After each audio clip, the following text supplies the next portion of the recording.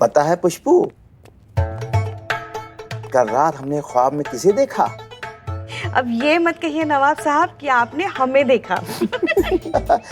हमने अपनी नानी जान को देखा था। वो सपने में हमसे क्या पूछ रही थी? यही पूछ रही होंगी कि सही समय पे अपनी दवाई ली कि नहीं। नहीं नहीं, वो हमसे ये पूछ रही थी कि भाई पुष्पू कैसी है, वो तो हमारे खानदान की जैसी लगती है? अरे वो तो बड़ी खूबसूरत है, नायाब है, बेमिसाल है। क्या नवाब साहब आप भी ना। झूठ। चल हट, झूठ नहीं सच, मैं अपनी कसम खा के कह रहा हूँ। अरे नहीं नहीं नवाब साहब, आपको किसी की भी कसम खाने की जरूरत नहीं है, हमें आप पे पूरा भरोसा है। भाई तारीफ करना तो कोई आपसे सीखे। एक बात कहे, वो जो हमारी नकचड़ी बहू है ना, वो आपके बारे में बात नहीं करने देती। जैसे भी कभी हम आपका नाम लेते हैं ना, उसका नाक मुंह सब एकदम चढ़ जाता है। इसलिए उसके डर से हम कभी कह नहीं पाए आपसे, मगर आज कहते हैं। आपका ये जो हमारी तारीफ करने का अंदाज है ना, हमें बहुत पसंद है।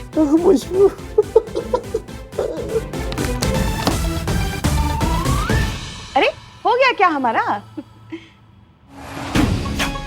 वाकई सही कहा मैडम सर ने, आपका तबीयत बहुत खराब है। पुष्पा जी, पुष्पा जी, ये आवाज कुछ जानी पहचानी लगती है ना? हाँ, क्योंकि हम जाने पहचाने हैं नवाब साहब, हम बहुत जाने पहचाने हैं आपके।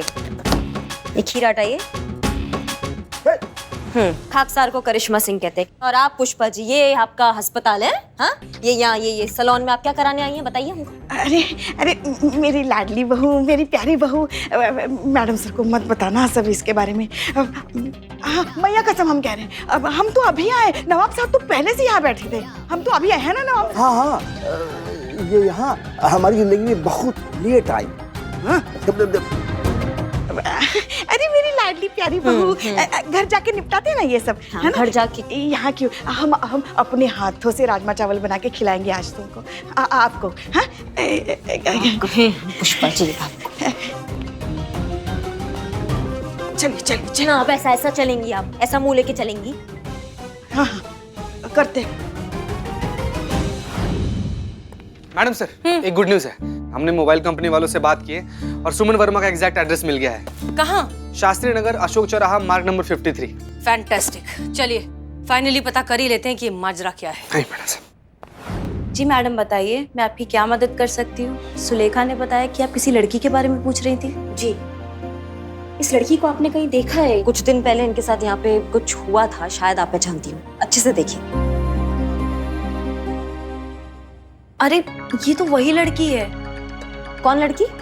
अरे जिसके साथ वो घटना घटी थी। क्या घटना घटा था? हम हैं हसीना मलिक, महिला पुलिस थाने की SHO। जी, हम एक्चुअली आपके काम के बहुत बड़े मुरीद हैं।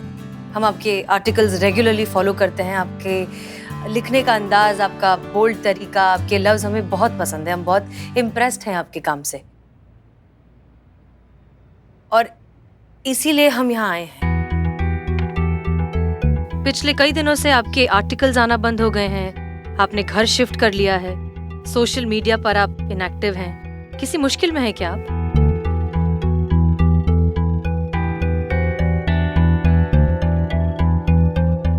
देखिए, हम पुलिस वाले हैं, हम आए ही हैं यहाँ आपकी मदद करने के लिए। अगर आप किसी परेशानी में हैं तो प्लीज हमें बताइए, हम आपकी मदद करेंगे। पत्रकारपुरम में क्या हुआ था? क्योंकि हम इतना तो जानते हैं कि कुछ हुआ था। मेरी इज्जत चली गई है मैडम। ये कहना उस लड़के का है जिससे मेरी शादी होने वाली थी। सुबन,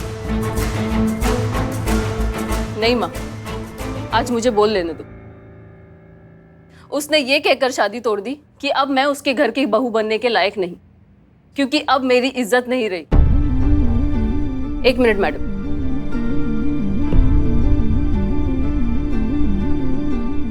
ये मेरा वेडिंग इनविटेशन कार्ड है। अगले हफ्ते मेरी शादी होने वाली थी। वक्त, जगह, पंडित, रिश्तेदार सब कुछ फाइनल हो चुके थे, लेकिन एंड वक्त पर मनीष ने इस शादी से मना कर दिया, क्योंकि उसके हिसाब से अब मेरी कोई इज्जत नहीं रही। औरों की छोड़िए, पूरे जमाने का यही कहना है कि अब मेरी कोई इज्जत नहीं रही। और वो भी छोड़िए, मेरे अपने माँ बाप जिन्होंने मुझे जन्म दिया है, उनको भी यही लगता है कि उस हादसे के बाद अब मैं किसी को मुंह दिखाने के लायक नहीं रही। सुमन, ये क्या बदतमीजी? एक मिनट, बोलने दीजिए उसे।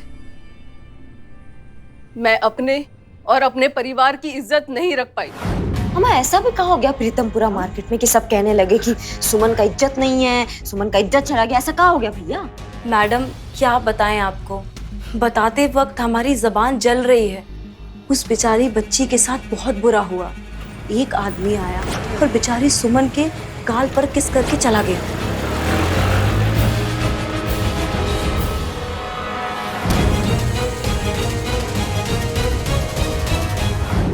वो आदमी बहुत दिनों से मेरे आसपास मंडराया करता था, मेरा पीछा करता था। मुझे लगा कि कोई आवारा लड़का है। शहर में ऐसे बहुत सारे आवारा लड़के हैं। मुझे क्या पता था कि वो कोई ऐसी हरकत करके चला जाएगा। नहीं, एक बात हमारे समझ में नहीं आया कि बदसलूकी या बदतमीजी तो वो लड़का कर रहा था ना आपके साथ, फिर इसमें आपका इज्जत कैसे चला गया? यही होता है हमारी सोसाइटी में सर। यहाँ अगर किसी लड़की के साथ ऐसा कुछ हो जाए तो उसकी बदनामी उस लड़की को ही झेलनी पड़ती है। जो करता है उसका कुछ नहीं जाता, बात सिर्फ लड़की की इज्जत पर आ जाती है। इज्जत सिर्फ उस लड़की की जाती है जैसे लोगों के नजरों में मेरी गई। इसकी मैया की सासू मैया, मतलब लड़कियों का इज्जत अब ऐसे सड़क छाप लोगों के हाथ में होगा। ऐसे लड़कों को ना डूब के मर जाना चाहिए, जिंदा काट देना चाहिए इनको। क्या कमाल की सोसाइटी है हमारी, और क्या कमाल के माँ बाप हैं आप दोनों। मैडम जी, आप कुछ नहीं जानती है। जितना जरूरी था उतना जान चुके हैं। वो लड़का जिसने आपकी बेटी के साथ इस तरह की बदसलूकी की है, उससे बड़े गुनहगार आप दोनों हैं। जो आपने किसी और की गलती की सजा अपनी बेटी को दे दी। मैडम जी, समाज वाले तो औरतों को ही दोष देते हैं, मर्दों को कभी कुछ नहीं कहता। इसी घटिया सोच की वजह से हर गली नुक्कड़ में ये जो बदमाश और गुंडे मवाली घूम रहे हैं ना, वो बिना किसी डर के लड़कियों को छेड़ देते हैं। क्योंकि हर कोई तो औरत को ही कहता है, मर्दों को कभी कुछ नहीं कहा जाता। आपकी इस घटिया सोच की वजह से आपकी बेटी आज इतनी परेशान है, इतनी दुखी है। दिखाई नहीं देता आपको उसका दुख?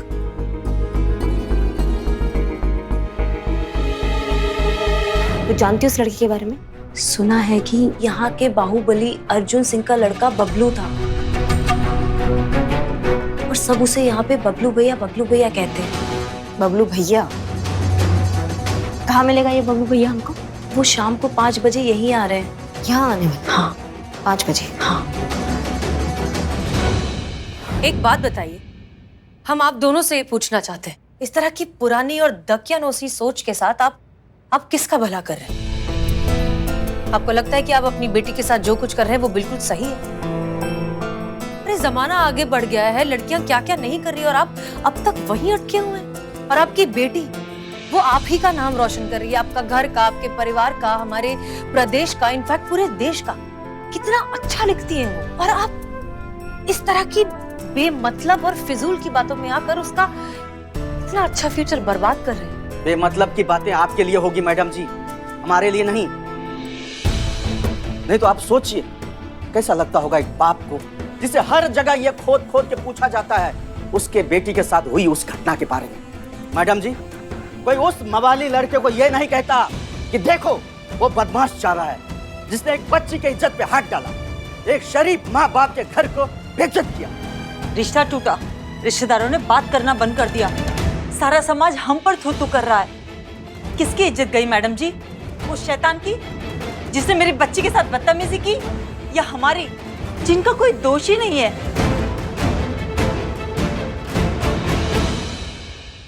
मैडम जी, मुझ में अब हिम्मत नहीं है जमाने की इस घटिया सोच से लड़ने की। देखिए, हम आपका दर्द भी अच्छे से समझते हैं, हम जानते हैं आप पर क्या बीत रही है, लेकिन कभी ना कभी किसी न किसी को तो आवाज उठानी होगी ना, वरना इस तरह की चीजें तो हमेशा होती रहेंगी। लड़कियों के साथ तो न जाने कब से ये होता आ रहा है। कभी ना कभी किसी न किसी को तो कुछ बोलना होगा ना। सुमन आप दोनों से बहुत प्यार करती है, इसलिए सब कुछ चुपचाप बर्दाश्त कर रही है, वरना जितना हम सुमन को जानते हैं वो गलत होता देख चुप बैठने वालों में से नहीं है। चुप रहना शायद फिलहाल इनकी मजबूरी है, लेकिन हमारी नहीं। सुमन, हम तुमसे वादा करते हैं कि इस समाज की घटिया सोच को अब हम बदलेंगे। किसी भी लड़की की इज्जत एक सड़क छाप बदमाश के हाथ में कभी नहीं हो सकती। तुम घबराओ मत, तुम्हारा फ्यूचर तो बर्बाद नहीं होगा, कभी नहीं। तुम बस हिम्मत रखो और हम पर भरोसा रखो।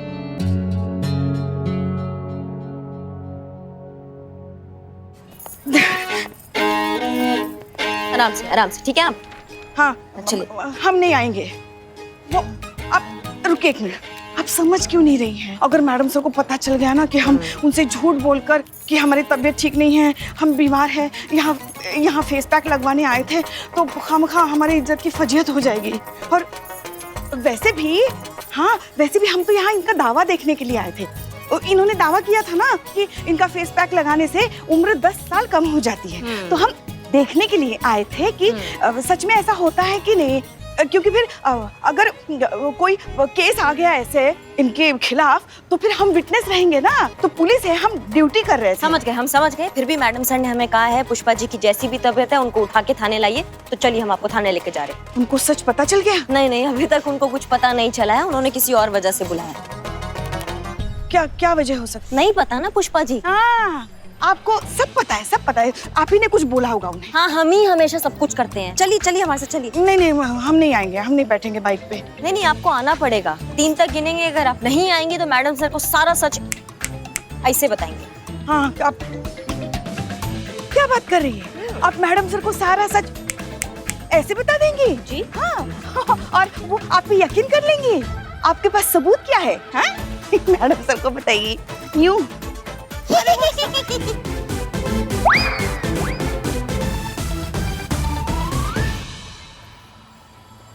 कितनी दुष्ट हैं आप। हमें पता था ये दिन आएगा, इसलिए हमने फोटो पहले ही खींच लिया। अब 3 तक गिनेंगे। 1। आ रहे। अब घर चलिए। लल्ला से कहकर आपको ठीक ना करवाया ना, तो हमारा नाम भी पुष्पा सिंह नहीं, याद रखिए। लल्ला से कहिए, लल्ला के चाचा से कहिए, लल्ली के चाची से कहिए, हमको कोई फर्क नहीं पड़ता। हम लल्ला से कहेंगे। उनकी अम्मा यहाँ आई थी 10 साल छोटी होने। क्या बात कर रही थी आप उनसे? नवाब साहब से बताइए हमको। बताया लल्ला को? अरे मजाक भी नहीं कर सकते क्या हम? ये लो चीता भाई, रुको जीत दिखाता हूँ। ये देखो, इनको देखो। ये किसने बोला था सुबह सबको जगाने की? जो दुनिया की आंखें खोलता है उसका यही यश होता है। देखो ये बिलोटे संतोष जी का मैसेज है। हाँ, संतोष जी लिखी है कि मुझे एक बात समझ में नहीं आती है कि आखिर ये इज्जत चीज क्या है। वाह, है ना? कहाँ से आती है और कहाँ को चली जाती है? कौन डिसाइड करता है कि किसके पास कितना इज्जत है? कैसे कोई किसी से उसकी इज्जत छीन सकता है?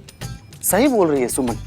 किसी ने अगर उसके साथ कोई मिसबिहेव किया है तो इज्जत उसकी कैसे गई? इज्जत तो कायदे से उस लड़के की जानी चाहिए ना, जिसने उसके साथ ये गिरा हुआ हरकत किया। बाप रे बाप।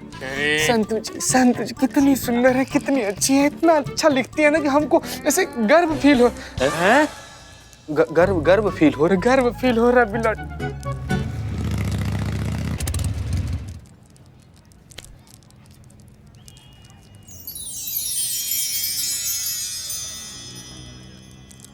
चलिए।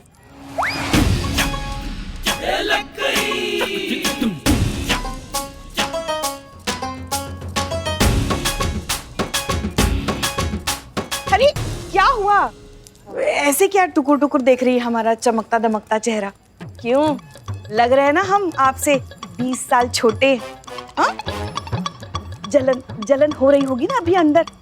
हाँ, यही सोच रही होंगी ना हमारा ताजा खूबसूरत जवान चेहरा देखकर कि लोग पूछेंगे हाय अब कौन किसकी सासू माँ है, ये आपकी कि आप उनकी? तो हम क्या जवाब देंगे, है ना?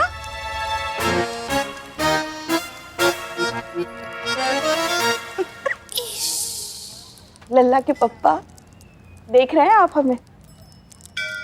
हाँ, हम यही सोच रहे हैं पुष्पा जी कि हम क्या जवाब देंगे लोगों को कि ये आपकी सास है। नहीं मतलब इतनी खूबसूरत और ऐसा हसीन बवाल, वो बहुत अच्छी लग रही हैं आप पुष्पा जी, सच में। हमारी आँख चौंधिया गई आपका ये चमक देख के पुष्पा जी। अब क्या ही करें, भगवान की देन है। हाँ बिल्कुल। अंदर भूलिएगा मत मैडम सर के सामने कि आपकी तबीयत खराब है ना। वो ड्रामा मत भूलेगा, नहीं तो सच पता चल जाएगा। हाँ हाँ हाँ, बाल्टी पीना। हाँ, वो तो हम कर लेंगे। और हम नहीं भूलेंगे। हाँ, हम आते हैं। हटाइए नजर।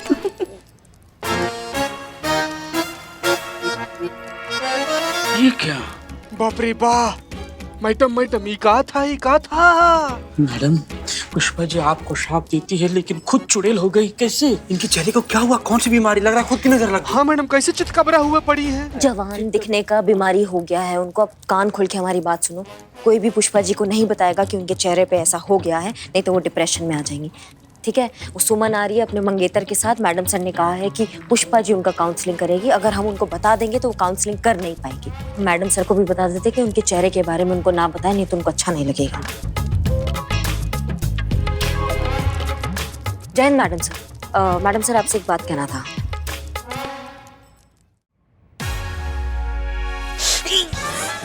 माँ बहुत ही चमक रही हो आप, चुप रही हो आंखों में।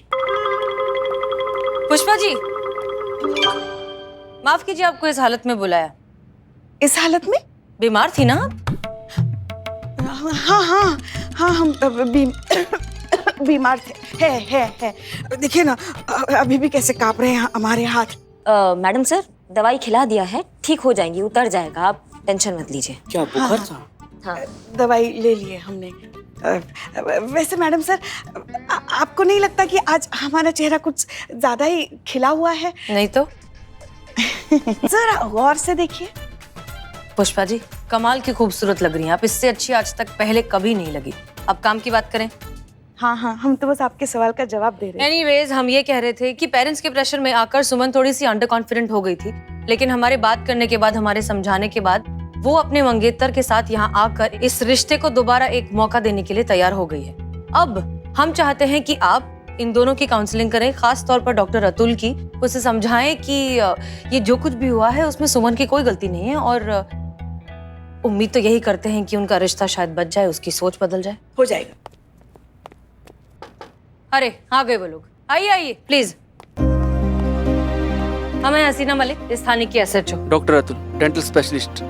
सुमन ने बोला कि आप हम दोनों से एक साथ मिलकर बात करना चाहते हैं। देखिए मैम, मुझे नहीं लगता कि इस मामले में कुछ बात करने जैसा बचा है। फैसला हो चुका है। अब ये शादी किसी भी कीमत पर नहीं हो सकती। देखिए, आप बस हमें 5 मिनट दीजिए। ये हैं हमारी काउंसलर पुष्पा जी। आप 5 मिनट इनसे बात कीजिए। उसके बाद भी अगर आपको लगता है कि आपको नहीं करनी है शादी, मत कीजिएगा। I will respect your decision. बस 5 मिनट। ठीक है मैम। तो बताइए, आपने ये शादी कैंसिल क्यों की? सब जानते हैं कि मैंने शादी क्यों कैंसिल की। जब सुमन की इज्जत ही नहीं रही तो शादी कैसे? माफ कीजिएगा मैम, ये मैं नहीं, पूरी दुनिया कह रही है। कौन है ये लोग जो किसी भी लड़की की इज्जत का पैरामीटर तय करते हैं? मुझे शादी ऐसे जाहिल सोच वाले लड़कों से नहीं करनी थी। मुझे तुमसे शादी करनी थी अतुल। मुझे फर्क नहीं पड़ता है कि कोई क्या कहता है, कोई क्या सोचता है। मुझे फर्क पड़ता है कि अतुल, तुम क्या सोचते हो, तुम्हें क्या लगता है? मुझे क्या लगता है? एक लड़का आता है सबके सामने पब्लिक प्लेस में, तुम्हारे साथ बदतमीजी करके चला जाता है और हजारों लोग तमाशा देखते रहते हैं। एक क्रिमिनल वो लड़का है जिसने तुम्हारे साथ मिसबिहेव किया, और उससे भी ज्यादा क्रिमिनल वो लोग हैं जो कायरों की तरह खड़े होकर तमाशा देखते रहे। मुझे दिक्कत ऐसे सोच वाले लोगों से जो इस तरह के इंसिडेंट के बाद लड़की को क्रिमिनल की तरह ट्रीट करते हैं। असली इन्फेक्शन तो उन जैसे लोगों की सोच में है। सबसे पहले मैम, उनका इलाज होना जरूरी है। सुमन, इसमें तुम्हारी कोई गलती नहीं। बढ़िया, आप दोनों बैठ जाइए। डॉक्टर अतुल, इतनी अच्छी और सुलझी हुई सोच है आपकी, फिर भी आपने शादी कैंसिल कर दी। एक नया दांत लगाने के लिए बाकी सारे दांत तो नहीं तोड़े जाते ना मैम। ये फैसला मेरे घर वालों का है और उनके लिए मेरी भी कुछ ड्यूटीज बनती है। जो भी हैं, जैसे भी मेरे माँ बाप। मैम, मैं उनके अगेंस्ट नहीं जा सकता। हम समझ सकते हैं, मगर क्या आप उनके इस फैसले से आप खुश हैं? आप मेरी बात नहीं समझ रही हैं मैम। मेरे सोचने समझने से कुछ फर्क नहीं पड़ता। दुनिया क्या सोचती है, सोसाइटी क्या कहती है, इससे फर्क पड़ता है, और हमें उनके तौर तरीके फॉलो करने पड़ते हैं। यही सच है।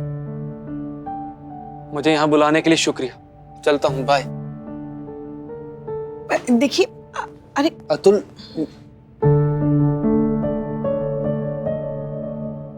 Thank you ma'am.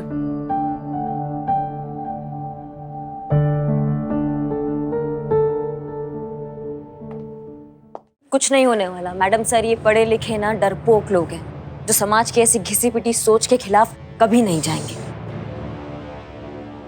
Madam sir, ये बबलू भैया जैसे घटिया लोग हैं ना, इनको जड़ से खत्म करना होगा। समझ रही हैं आप हमारी बात को? हम जाते हैं और उसको धर के लाते हैं और देखते हैं अपने तरीके से मामला। उससे भी कुछ नहीं होगा करिश्मा सिंह, क्योंकि ये बबलू भैया जैसे लोग खटमल है। आप एक को मारेंगे 100 निकल आएंगे। हमें इस गलत सोच को खत्म करना होगा, तभी हम सही मायनों में इस केस को सॉल्व कर पाएंगे।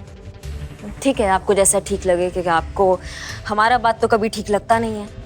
एक बार हम पर छोड़कर देखिए, ना केस रहेगा ना अपराधी रहेगा, टंटा ही खत्म कर देंगे, मामला रफा दफा कर देंगे। आप हम पे छोड़ के देखिए एक बार। ठीक है, छोड़ दिया। मैडम सर, आप एक बार सोच लीजिए। मजाक कर रही हैं मैडम सर? नहीं नहीं, आप ट्राई करना चाहती है ना? ठीक है, कीजिए try. All the best.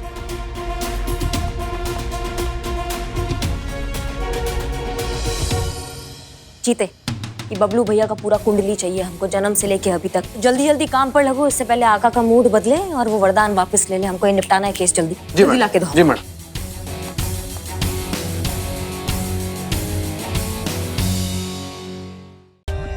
For more updates, subscribe to our channel, click the show links and enjoy watching the videos.